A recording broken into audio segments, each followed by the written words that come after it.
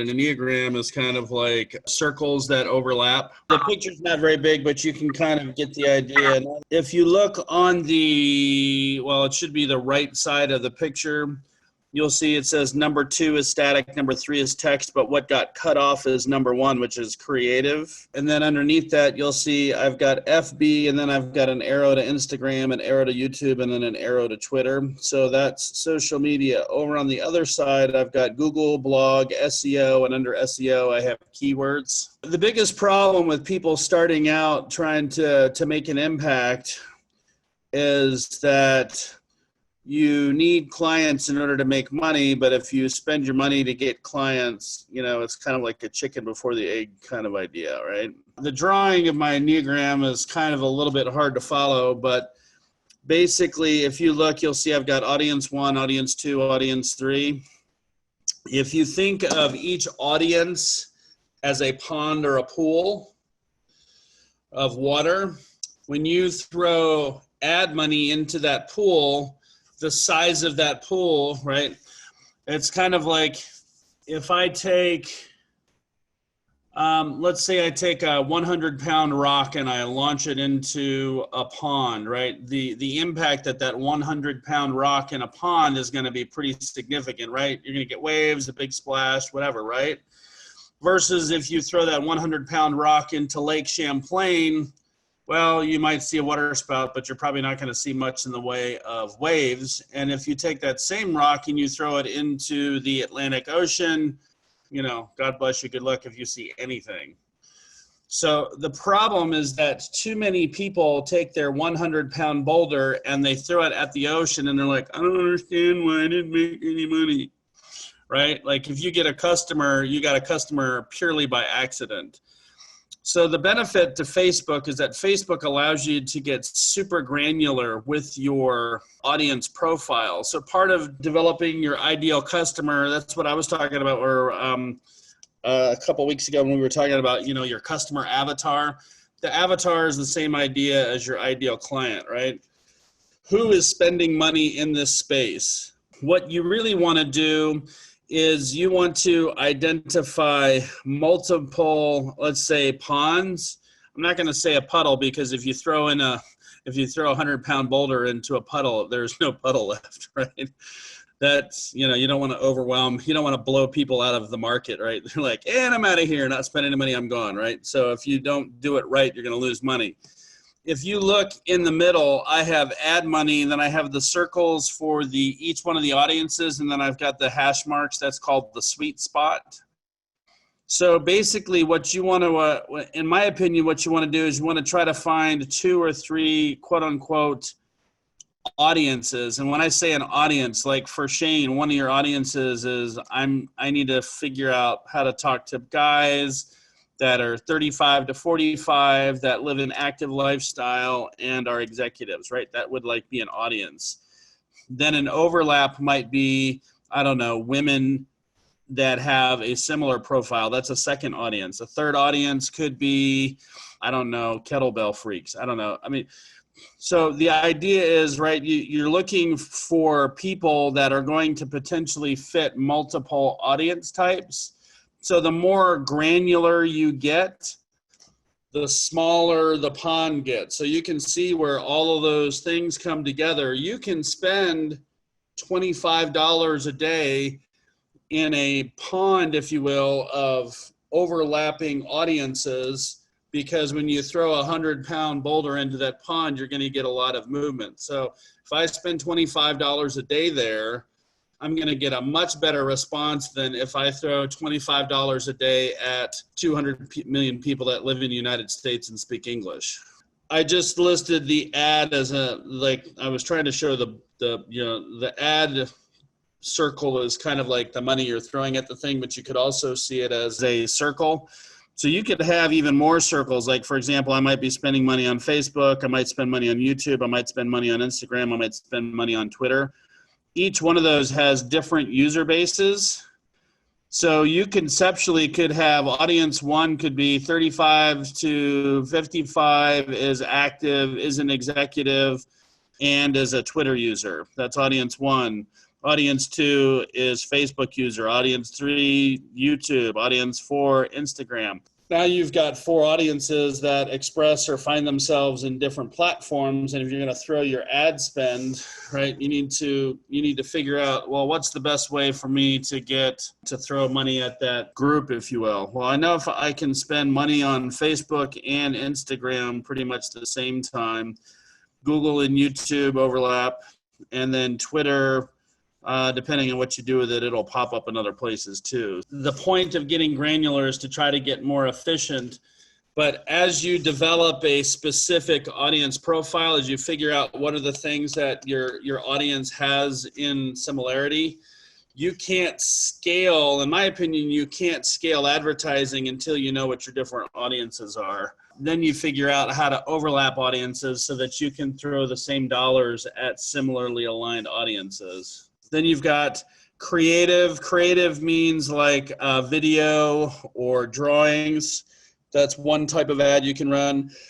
Static could be a picture or a chart. 3 is a text ad. So that's 3 different types of ads you can run. And then when it comes to, creating organic search, which is the SEO, which is what Shane is looking at, that's where you get into SEO, which is search engine optimization. And that's all about tags, meta tags, keywords, all that sort of thing. So use your keyword planner tool to figure out who is searching, right? See how many searches you get. You can use a keyword planner and you can see how many searches are in the US, how many searches are in certain states in the US. There's ways to, there's programs out there like, I think it was an SEO Rush or something like that.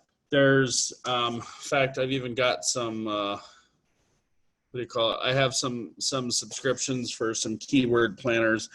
There's a couple of different ways to optimize and, figure out data on search. Take the data on search, combine that with your ads, and then you start test marketing. And that's kind of how you can optimize your spend. You really don't have a problem. What you have is a problem with the problem, right? Because some problems are okay. So, getting someone to engage with whether or not what they say their problem is, I think that is a critical pain point. Like I'm working on a pretty significant deal right now, and their pain point is cash flow. So I'm providing them with a way to fix their facility that doesn't necessarily require them to take out a 7-figure loan. So, the facility is not doing well. Not everybody has money. They can't all write a check for it, but hey, there might be a way to leverage an opportunity for somebody else to pay for this. So, what's the problem? Everybody knows that the facility is getting old. So providing them with a less painful way, we'll say, in terms of an inexpensive way to make that decision, makes it easy for them to step across the threshold of the buying decision and sign on the dotted line. How many people are aware that they even have a problem? They might be walking around being aggravated and anxious and unsettled and upset, but until they have an opportunity, like if they're as busy as I am, one of my issues is like I just run. I don't really necessarily because I'll be a little bit transparent. I'm working with Shane on some stuff, and he talks about, or we've been talking about awareness, and I'm like, I wasn't really thinking about that, right?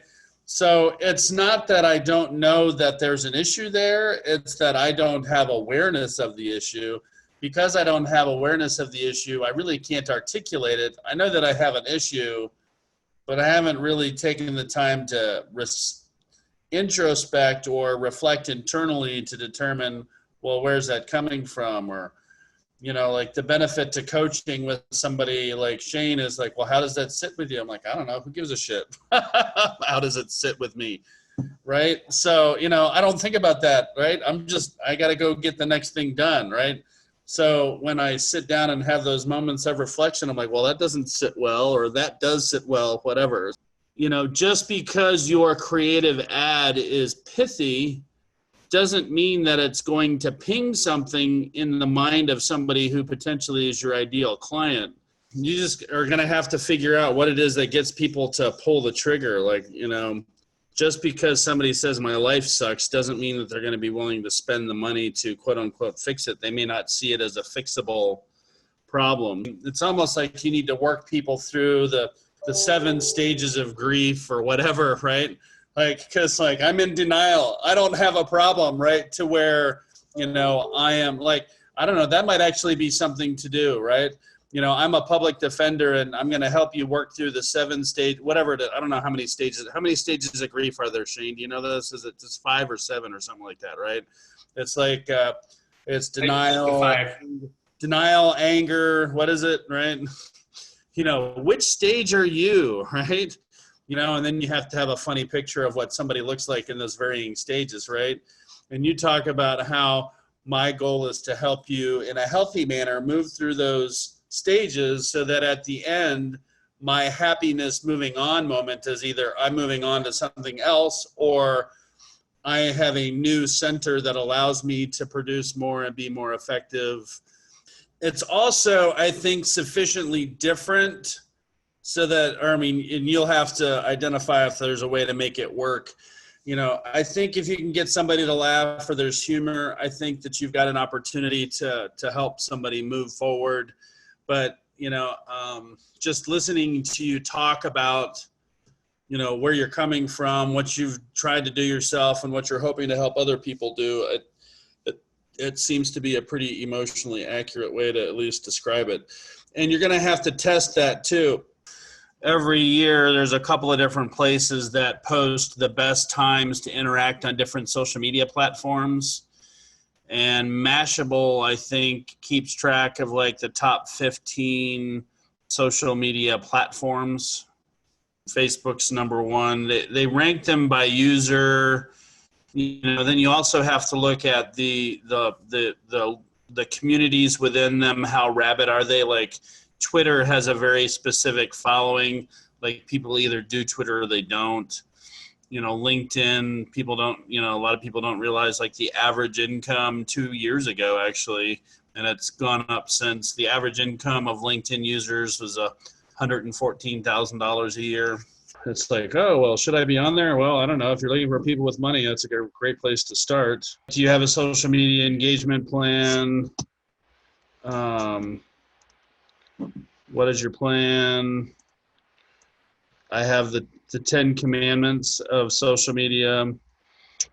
Have you ever has anybody ever heard the 10-to-1 rule before? For every dollar that you spend, you should bring in $10 of gross revenue in return. If you're not getting at least a 10-to-1 return, then you need to change what you're doing. In the online world, it's probably closer to 5-to-1 because it's just not as efficient as traditional media. Before the 10 commandments comes my 7 cardinal rules for engagement. Probably one of the biggest ones on there is like number 7, phony, obscure, and lack of awareness will also kill your brand online. You must be honest, transparent, open, and in tune with your audience. Remember Joe Girard's rule of 250. If you don't know what that is, everybody knows at least 250 people. So if you don't do something well, just remember their circle of influence is at least 250 people. And if you're talking to somebody like me, I have 21,000 first level contacts on LinkedIn, and I have 5,000 on Facebook, and then I've got even more on other platforms. So if something doesn't go well and I get really mad, a lot of people are going to hear about it. The old rule was the rule of 250. Well, we've kind of basically put everybody on steroids by giving them a pretty major flat platform. So in 2017, I can't remember where I found this. I think it's Mashable. I think if you look it up, you just look up top social media sites. And then for the year, usually Mashable puts that ranking out. But if you're going to do something, once you get down into past number 4, look at that. You've still got literally millions of users a month. Meetup, I actually have a Meetup account. There's 32 million users every month. And monthly means that they're regularly using it at least once, at least a few times a month. Obviously, the top social media sites, I mean, most people are on there daily, right? My social media plans, if I'm really looking to make some kind of a blitz, some of these are like European related. Like, I don't really do Vine. Ask FM, I've never used. I think that's European. Tumblr is a little bit odd. Flickr is pictures. Google Plus, I think they deleted that last year, right? That went away. LinkedIn 2 years ago was 106 million. I think they're close to 150 million now. VK, that's European. Classmates, like I've never used it, but it's in the top 14. That's like high school and college classmates. And then Meetup is very interesting. That's kind of like, do you guys know what BNI is? Business Networking International. So if you're looking for a way to network with people face to face, you can visit most BNI groups twice for free. So you can go scope out a bunch of BNI meetings for like, you know, a month or two, and you might find yourself with some free leads as a result. WhatsApp, most people know what that is. That I have them in at special mention because they were purchased by Facebook, and it's a little bit different. It's a messaging app, but I think they're monetizing it with ads or something. I don't know. That was a couple of years ago. I haven't really paid attention to it. My 10 commandments of social media is activate, access, assimilate, add value, automation, approach, admission, affirmation, acquire, active association. So I went with the A's.